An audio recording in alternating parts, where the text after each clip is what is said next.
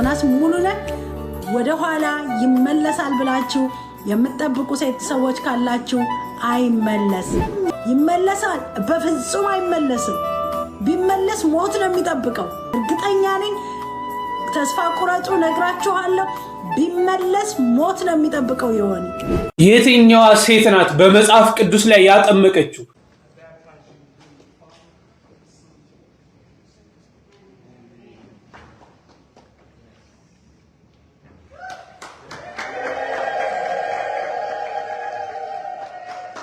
የትኛዋ ሴት ናት በመጽሐፍ ቅዱስ ላይ የክርስቶስን ስጋና ደም ስታድል ስታቀብል የነበረችው?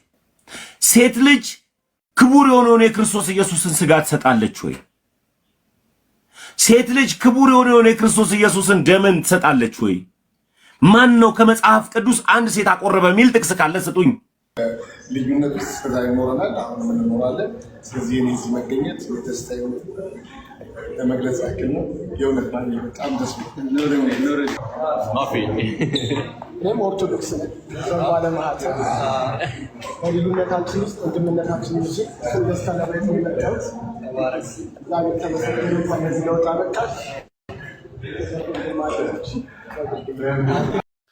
ሰላም ጤና ይስጥልኝ። እንዴት አላችሁ? በመላው ዓለም የምትገኙ የዮአብ ሚዲያ ተከታታዮች እግዚአብሔር የተመሰገነ ይሁን።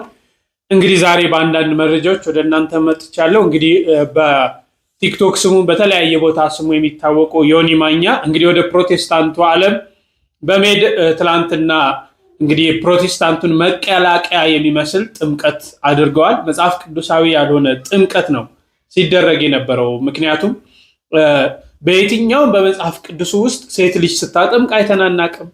ሴት ልጅ የክርስቶስን ስጋና ደም ስታቀብል የተጻፈበትን ቦታ የለም። እንደውም ጌታችን አምላካችን መድኃኒታችን ኢየሱስ ክርስቶስ ከተነሳ በኋላ ያቺ ማርያም እንግዲህ ሄዳ ስትፈልገው ልትነካው ስትል ማርያም ሆይ ሲላት ወይ ረቡኒ መምህር ሆይ ብላ ስትዞር ልትነካው ስትል አትንኪኝ፣ ገና ወደ አባቴ ወደ አባታችሁ አላረኩምና አትንኪኝ አላት። እንግዲህ ይሄ አባቶቻችን በትርጓሜ ላይ ሲያስቀምጡ አትንኪኝ አላት። ሴት ልጅ የክርስቶስን ስጋና ደም መፈተት መንካት አትችልም፣ ስለማትችል ነው፣ የዚህ ምሳሌ ነው ብለው ይህንን ነገር ያስቀምጣሉና በየትኛውም መጽሐፍ ቅዱስ ውስጥ ሲደረግ አይተናናቅም፣ በየትኛውም ማለት ነው። እና እነዚህ ነገሮች እንመለከታለን። በጣም ደግሞ እጅግ የሚያሳዝነው ኦርቶዶክሳውያን በአንገታቸው ማተብ አስረው እንደውም ሲናገሩ የቆራቢ ልጅ ነኝ እስከ ማለት የደረሱ ሰዎች አሉና እስቲ እነዚህን በስፋት የምንመለከትበት መርሃ ግብር ነው። እስከ ፍጻሜው አብራችሁን ቆዩ። ምናልባት ይህ ቪዲዮ ለብዙዎች ደርስ ዘንድ ደግሞ ሰሞኑም ትንሽ ስለተቀዛቀዘ ይቅርታ፣ ላይክ አድርጉት፣ ሼር አድርጉ፣ ሰብስክራይብ ያላደረጋችሁ ሰብስክራይብ አድርጉ። እስቲ ቅድሚያ ሲጠመቅ የነበሩ ነገሮችን እንመልከት።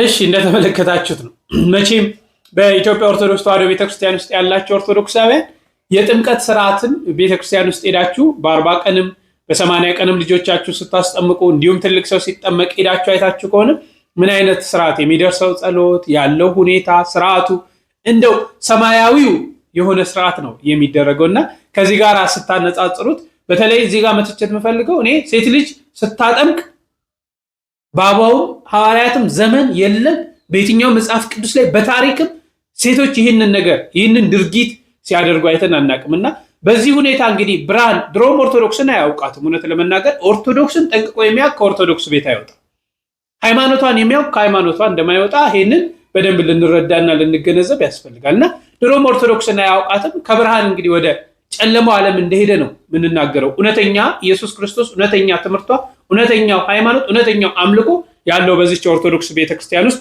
ስለሆነ ማለት ነው የኛንም የጥምቀት ሁኔታ ለምን በ40 ቀን ለምን በ80 ቀን ትላልቅ ሰዎች ለምን እንደሚጠመቁ በመጨረሻ ምንመለከት ይሆናል ሴት ልጅ ክቡር የሆነውን የክርስቶስ ኢየሱስን ስጋ ትሰጣለች ወይ ሴት ልጅ ክቡር የሆነውን የክርስቶስ ኢየሱስን ደምን ትሰጣለች ወይ ማን ነው ከመጽሐፍ ቅዱስ አንድ ሴት አቆረበ ሚል ጥቅስ ካለ ስጡኝ ይዘው የክርስቶስ ስጋና ደም መጽሐፍ ቅዱስ አይደለም የእናንተ ቅዳሴ ይላሉ ማቴዎስ ወንጌል ምዕራፍ 28 ቁጥር 26 ቢያነቡ እንግዲህ ክርስቶስ ኢየሱስ ቅዱስ ስጋውን ክቡር ደሙን አንስቶ ባረከ ቆረሰ ሰጣቸው አመሰገነም ነው የሚል አሁን የኛ ቤተክርስቲያን ይህንን ስርዓት ነው ይዛ አካሄዱን አባቶቻችን ያስተካክሉት ማለት ነው የክርስቶስ ስጋና ደም ከቤተልሔም ወደ ቤተ መቅደስ ሲመጣ ይባርኩታል ይፈትታሉ ይሰጡናል ያመሰግናሉ ያለው ስርዓት ሰማያዊ የአምልኮ ስርዓት ኢየሱስ ክርስቶስ ብቻ የሚከብርበት ኢየሱስ ክርስቶስ ብቻ የሚመለክበት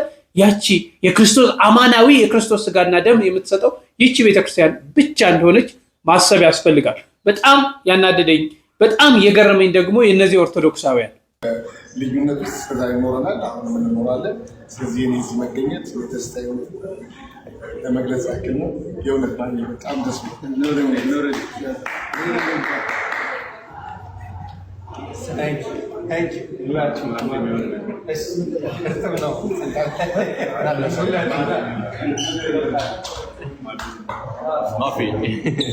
እኔም ኦርቶዶክስ ነኝ ባለማህተብ በልዩነታችን ውስጥ ወንድምነታችን እንጂ ደስታ ለማየት የመጣሁት እግዚአብሔር ተመሰገነ እንኳን ለዚህ ለውጥ አበቃሽ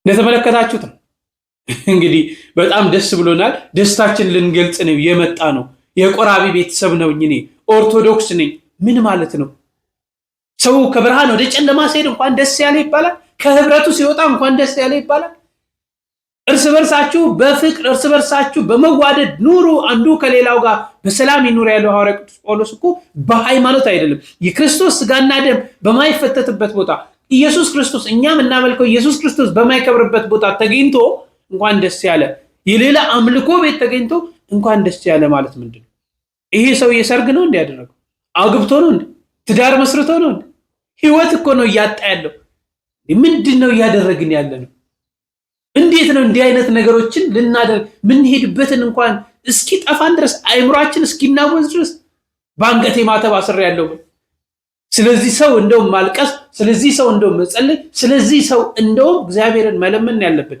ጠፍቷል ልጅ ባከበ ወደ ቤቱ መልስ ወደ ጠፋበት ሄደን ወደ ማናም ነው ወደ ጨለማ ትክክለኛይቱ የክርስቶስ ቤተክርስቲያን ወደ ያልሆነችበት ቤት ሄዶ እንዲህ አይነት ነገሮችን እኔ በጣም ነው ግራ ይገባኝና በዚህ ደረጃ ወርደናል ይቻላል ወይስ ይሄ ነገር እስቲ እናንተም በዚህ ላይ ሐሳብ ስጡበት እንግዲህ አንድ ነገር የመጨረሻ የነሱ ቪዲዮ ደግሞ ላሳያችሁና በዚህ ላይ የምንወደው ወንድማችን አክሊል የሚያነሳቸውን ሐሳቦች አብረን በጋራ እንይ አሜን ሃሌሉያ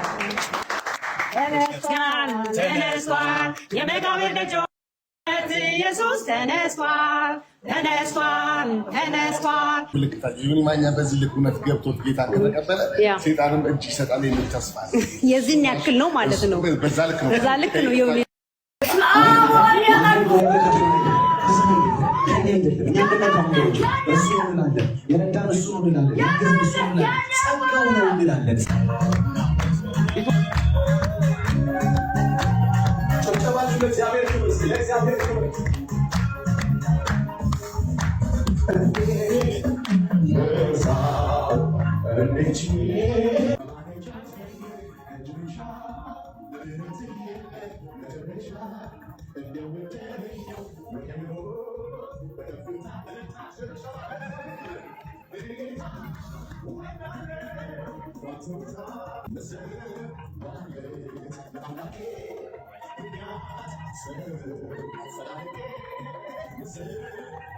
ኢየሱስ ጌታ ነው።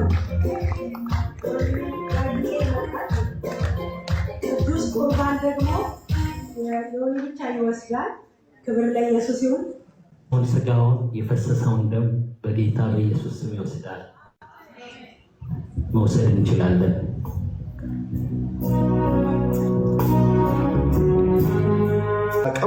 የሰጠው ነገር ምንድን ነው? የገሃነም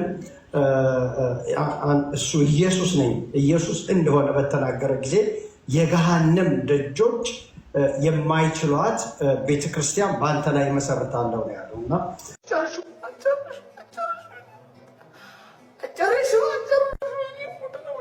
የክርስቶስ መንግስት በምድር ላይ አለች። ወደ ፍቅሩ ልጅ መንግስት አፈለሰን ይላል። ይኸው ምድር ላይ ግን ወደ ፍቅሩ ልጅ መንግስት ፈልሰናል። ክርስቲያኖች እንዴት? ወደ ቤተክርስቲያን። ቤተክርስቲያን የክርስቶስ መንግስቱ ናት፣ አካሉ ነው። ሁሉን በሁሉ የሚሞላ የእርሱ ራሱ ሙላቱ ናት ተብላለች ቤተክርስቲያን። እዚች ውስጥ አለ ወይ ነው? አለ ቤተክርስቲያን ውስጥ አለው ካልክ ያቺ አሁን አንተ ያለህባት ቤተክርስቲያን ሁለት መስፈርቶችን ታሟላለች። እውነተኛ ቤተክርስቲያን ሁለት መስፈርቶችን ታሟላለች።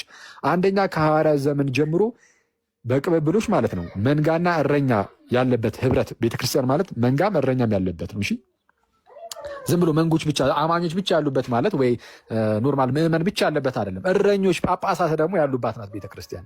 በሐዋርያት ሥራ ምዕራፍ 20 ቁጥር 28 ላይ እነ ቅዱስ ጳውሎስ ምን ነበር ያሉት? እግዚአብሔር በገዛ ደሙ የዋጃትን ቤተክርስቲያንን ተጠብቋት ዘንድ መንፈስ ቅዱስ እናንተን ጳጳሳት አድርጎ ለሾመበት ለራሳችሁና ለመንጋው ተጠንቀቁ ይላል። መንፈስ ቅዱስ እናንተን ጳጳሳት ወይም እረኞች አድርጎ ለሾመበት ለራሳችሁና ለመንጋው ተጠንቀቁ ይላል። ስለዛ ቤተክርስቲያን ሲባል ዝም ብሎ መንጋ ብቻ ሳይሆን እረኛም ደግሞ አለ፣ ጳጳሳት አሉ። ስለዛ አሁን ጳጳሳት ወይም እረኞች ኦቨርሲየሮች እና መንጋዎች ያሉበት ህብረት ሆኖ ማለት ነው ከሐዋርያት ዘመን ጀምሮ የመጣ አለ። እዛ ውስጥ ነው ያላችሁት። ካልሆነ በቃ ወድቃችኋል። እዛ ቤተክርስቲያን የሚባል ነገር የለም። አሁን እናንተ ያላችሁ በገር ማለት ነው ሳይመጣ የሆነ ሳለ በቃ ካለ የዛ ሰውዬ ናት ያቺ ቸርች። ሉትራን ይባላል ምሳሌ። ለምን ያ ቸርቹ የሉትራን ቸርች የተጀመረው በሉተር ነው። የክርስቶስ ሳይሆን የሉተር ነው። አለቀ። ሄዱ ራሱ ሉተር ነው እንጂ ኢየሱስ አይደለም። የሉተራን ሄድ ኢየሱስ ሳይሆን ሉተር ነው። አለቀ።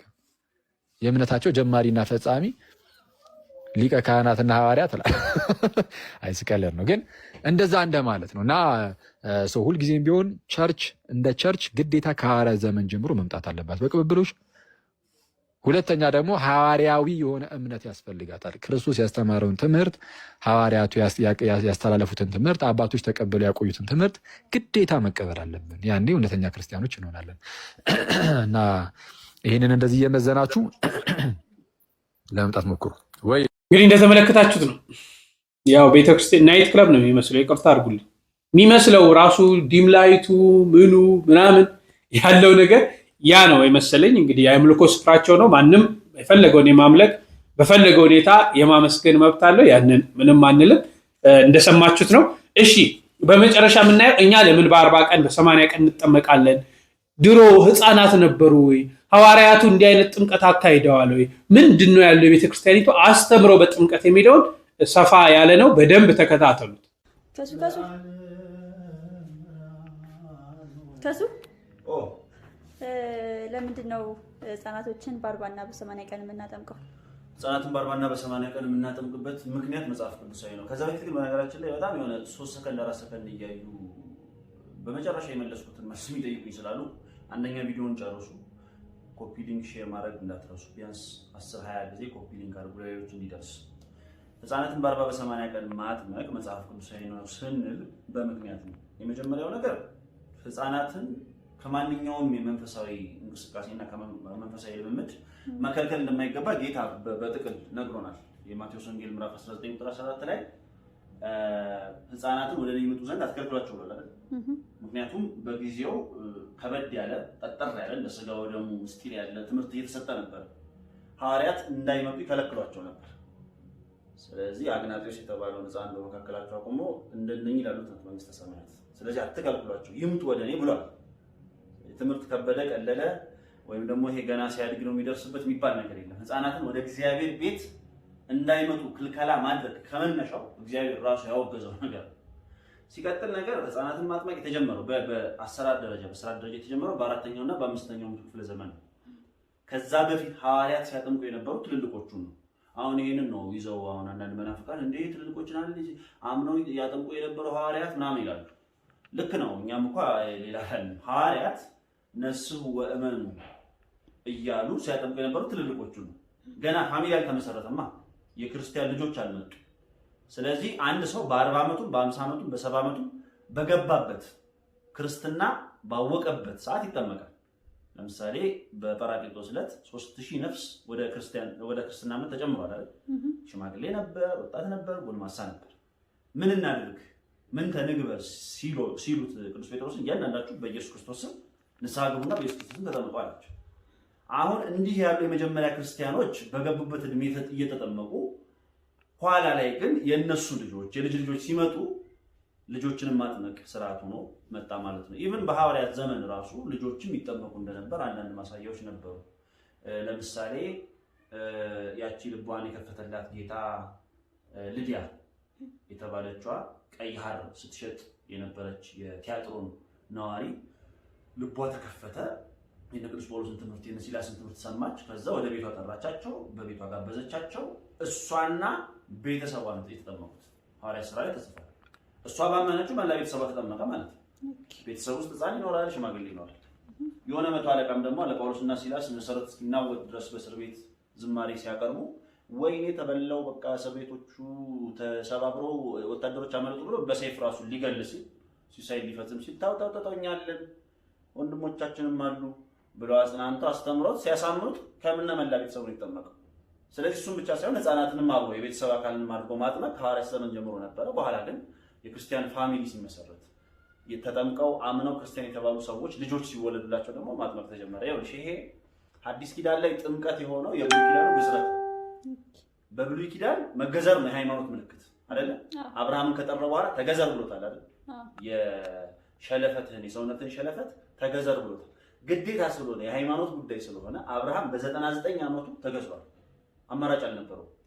እንዲያውም ቅዱስ ጳውሎስ የአብርሃም የግዝረቱ እንግዲህ ኦልሞስት 100 ዓመት ሆኖት የግዝረቱ ህመም የህፃን ልጅ ሲታረድ አንገቱ ሲቀላ ያለውን ህመም ይተካከላል። ይሄን ያህል ህመም ያለው ቢሆንም ሃይማኖት ነውና ተቀብሎት አብርሃም በገባበት እግዚአብሔርን ባወቀበት ተገዘረ በተባለበት እድሜ በ99 ዓመቱ ተገዘረ አይደል? ልጁ ይስሐቅን ግን ቆይ እኔን ያገኘው መጀመሪያ ቆስቲ ራሱ እግዚአብሔር ሲያድግ ቀስ ብሎ አስተምሮት እኔ እግዚአብሔር ነኝ ብሎት ብሎ አላቆየው። በ8ኛ ቀኑ ነው የገዛው። ገባሽ አይደል? ሙሴም ትውልዱን ይሄ አሁን ከጉዞ ላይ የተወለዱትን ልጆች በሕፃንነታቸው ነው የገዘረው። በባልጩት ደንጊያ ሸለፈታቸው የተቆረጠው በሕፃንነታቸው። ለምንድን ነው ይሄ የሆነው? ለምን ሲያድጉ እግዚአብሔርን ይወቃል። ለእግዚአብሔር ምርጫ እናቀርብለታለን። እግዚአብሔርን ከሌላ ጋር እናወዳድረዋለን። ለምሳሌ አንድን ሕፃን እስከ 6 ወሩ ምንድነው የምታጠቢው? ጡት ነው አይደለ? አናግረሽ ነው አማክረሽ ነው አይደለ? ቆይ ሲያድግ ምን ለሱ እንደሚጠቅመው ራሱ ወስኖ ይመገበው ብለሽ ትታየዋለሽ? አታበዩ? አካለ መጠን እስኪደርስ ድረስ ኃላፊነቱ ያንቺ ነው። ስለዚህ አወቀም አላወቀም ታበያለሽ። ከ6 ወር በኋላ ኮምፕሊመንተሪ ፊሊንጎችን ታስቀጥያለሽ። አንድን ምግብ ሲያድግ ይመገበዋል እንደማትይ ሁሉ የዘላለም የህይወት ምግብ የሆነውን እግዚአብሔርንም ሲያድግ ያውቀዋል። ከእግዚአብሔር ጋር የምታማርጪው ነገር የለም።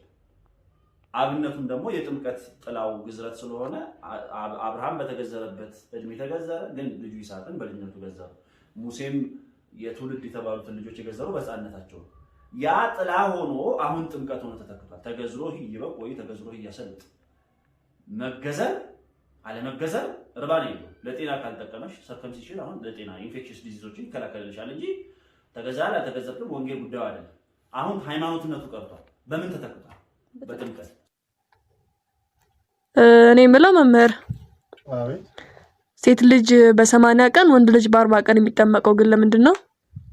ሴት ልጅ በ80 ወንድ ልጅ በ40 የሚጠመቁት ይሄ የኦርቶዶክስ የኛ ስርዓት ነው።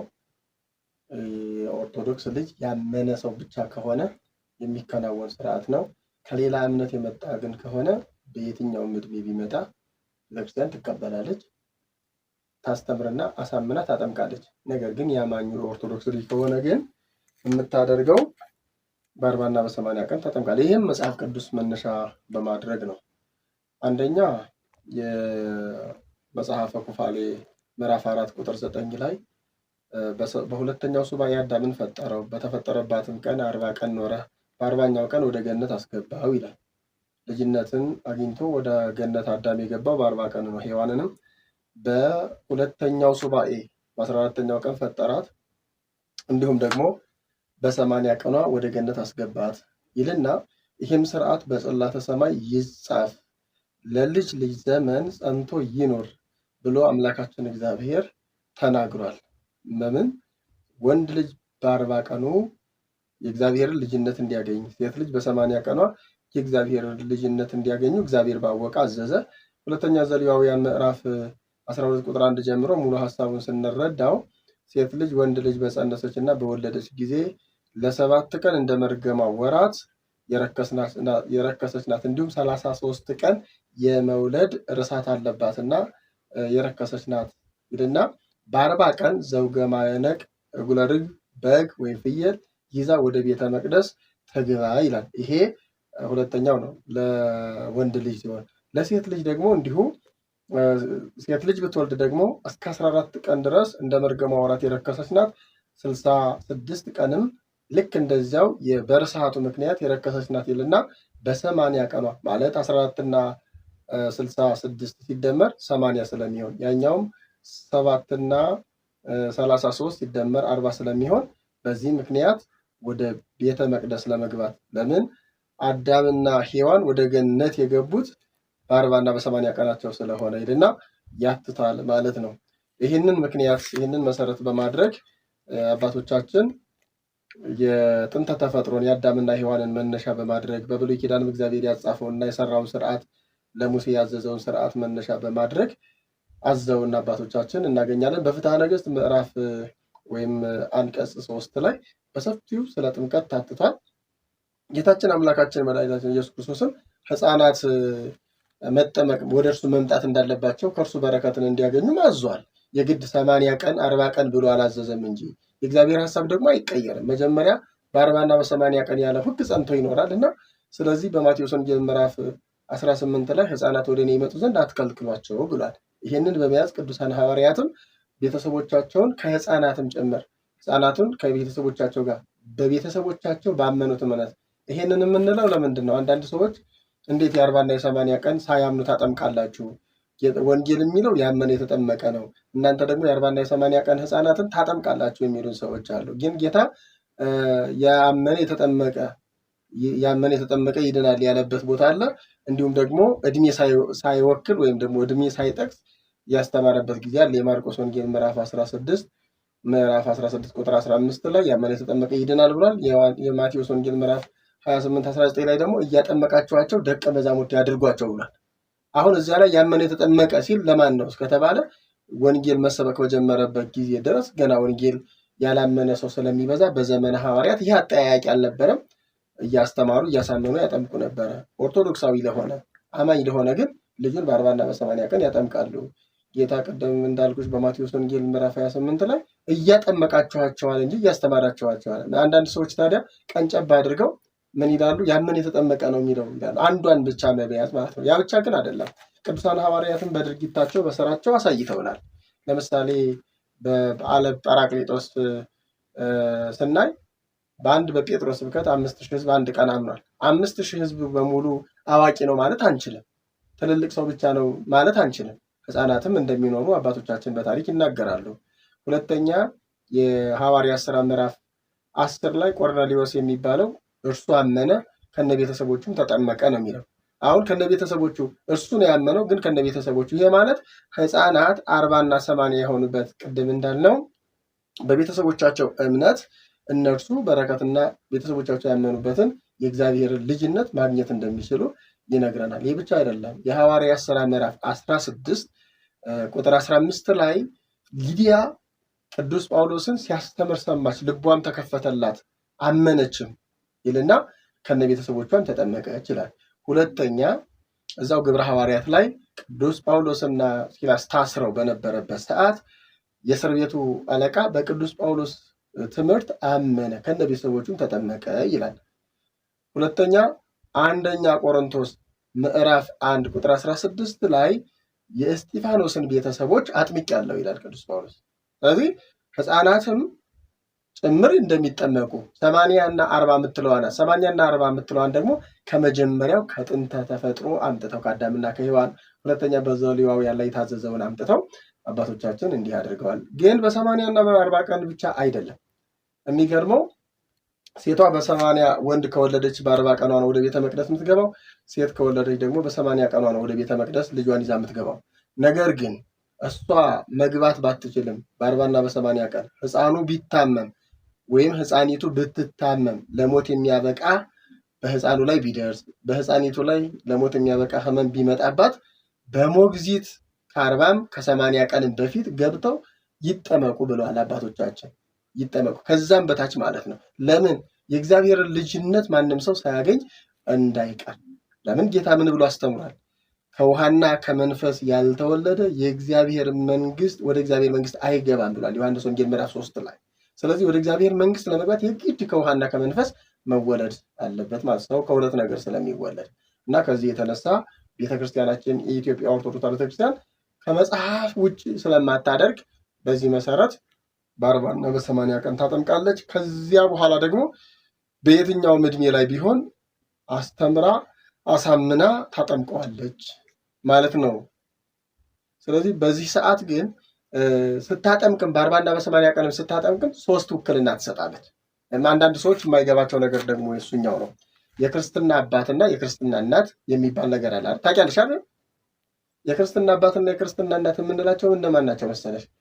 የመጀመሪያ ወላጆች ሕፃኑ በ40 እና በ80 ቀን ሕፃናት ሲጠመቁ ኃላፊነቱን ይወስዳሉ። የሃይማኖት ትምህርት ሊያስተምሯቸው ማለት ነው። በሁለተኛ ደረጃ ወንድ ከሆነ የክርስትና አባት፣ ሴት ከሆነች የክርስትና እናት ኃላፊነቱን ይወስዳሉ። የክርስትና እናት መባሏት ስለ ክርስትና አስተምርሃለሁ፣ ስለ ክርስትና አስተምራታለሁ ማለት ነው። የክርስትና አባት መባሉ ስለ ክርስትና አስተምረዋለሁ ማለት ነው። ስለዚህ የክርስትና አባትና የክርስትና እናት ሁለተኛውን ውክልና ይወስዳሉ። ሶስተኛውን ደግሞ የንስሐ አባት ይወስዳል። ሶስተኛውን የንስሐ አባት የሚወስደው አስተምሯለሁ፣ የሃይማኖትን ትምህርት አስተምሯለሁ ብሎ ይህንን ኃላፊነት ቃል ገብቶ በእግዚአብሔር መንፈስ ቅዱስ ፊት ቃል ገብቶ ውክልናውን ይወስዳል ማለት ነው እና ቤተክርስቲያን በ40 እና በ80 ቀንም አጥምቃ የእግዚአብሔር ልጆችም አድርጋ የሚያስተምሩ ግን 3 አካላትን መድባ ነው ማለት ነው። መድባ ነው እና ምናልባትም ዛሬ አንቺ ካነሳሽው ጋር በሚስይ ትናንትና ቪዲዮ ላይ የተጠየቀ አንድ ማን እንደሆነ አላውቅም ጠይቋል። ያክስት ልጅ አጎት ልጅ የክርስትና እናት ለልጅ የክርስትና እናት ወይም የክርስትና አባት መሆን ይችላል ወይ የሚል ነው። ዋናው የክርስትና አባትና የክርስትና ልጅ ቤተሰብ መሆኛ ዘመድ ማፍሪያ ነው። ነገር ግን እንደዚህ የሚፈልግ ካለ በቅርበትም የሚፈልግ ካለ ፍትሐ ነገሥት ስለማይከለክል መሆን ይችላሉ የሚል ትምህርት በዛው እግረ መንገዱን ለማስተላለፍ ነው። እሺ ሌላ ጥያቄ አለሽ? እናመሰግናለን። እሺ ለመምህሮቻችን እግዚአብሔር አምላክ ቃለ ሕይወትን ያሰማልን። ስትከታተሉት እንደነበረው ነው። እንግዲህ ለዛሬ ያስኩላችሁ ይመስላል። በሌላ ጊዜ እስክንገናኝ ቸርን ሰንብቱ።